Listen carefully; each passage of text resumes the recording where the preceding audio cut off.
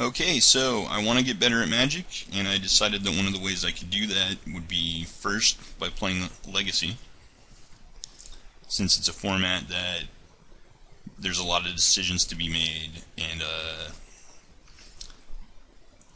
it seems like there's a lot you can learn about Magic in general by playing Legacy.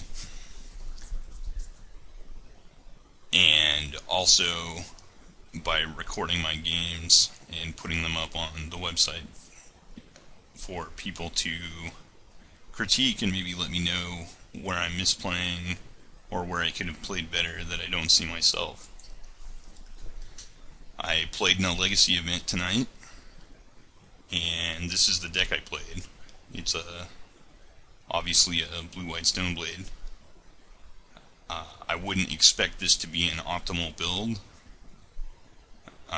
because I'm not a very good deck builder, and I basically put this deck together. And I played a little bit with it in the tournament practice room, but I'm sure that there's card choices that would be better, both main deck and sideboard. But it's pretty much, well, first 4 Wasteland, which is pretty standard. I run 4 fetch lands. Sorry, 4 Flooded Strand and 4 Scalding Tarn for a total of 8 fetch lands. I'm not sure if that's the right number because these are really only used to grab blue. So when I built the deck, I put more basic islands in than basic plains.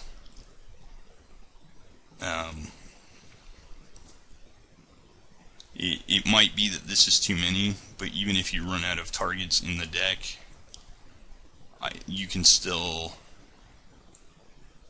shuffle stuff away after you brainstorm, either with actual brainstorm or with Jace. So even running out of targets, it might be wrong, but it doesn't seem too bad. Although, again, I'm not the best deck builder, so I wouldn't even really say that I'm a deck builder.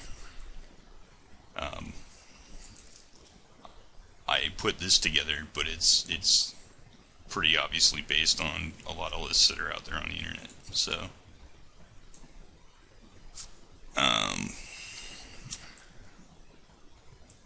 Caracas to deal with Resolved Emrakul,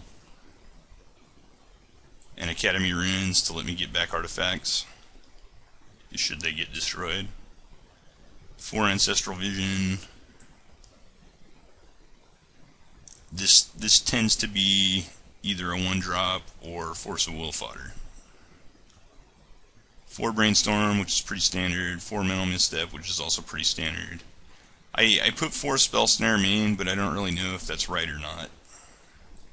It could be that this should be different cards. I've seen lists with Spellstutter Sprite and Mutavaults, but I don't have any Mutavaults, so I figured I'd play more counters. The problem with this is none of these counters hit Hive Mind at all, so part of what the cards I picked in my sideboard was to have cards I could play that I could bring in against Hive Mind and get rid of this big chunk of 8 dead cards against Hive Mind. It's really 12 because Swords of the Plowshares doesn't do anything against Hive Mind either. 4 Stoneforge Mystic, Crucible of Worlds to allow a Wasteland lock if I can draw it and get there. Sword of Feast and Famine. I'm not sure if this is the best sword to have main deck, but it was the sword that I was playing main deck in the blue-white-red Stoneblade list I was playing. And I just kind of left it there when I modified that list into this one.